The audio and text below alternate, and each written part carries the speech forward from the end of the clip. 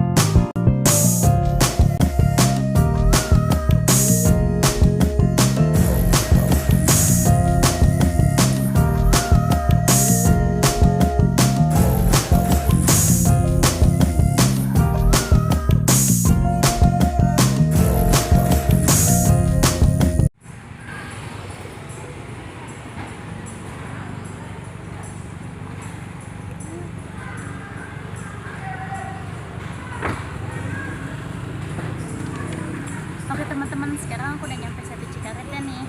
Kita lihat yuk keseruan apa aja yang ada di sini dan kuliner apa aja yang ada di sini. Ikuti terus ya keseharian aku hari ini di Setu Cikaret.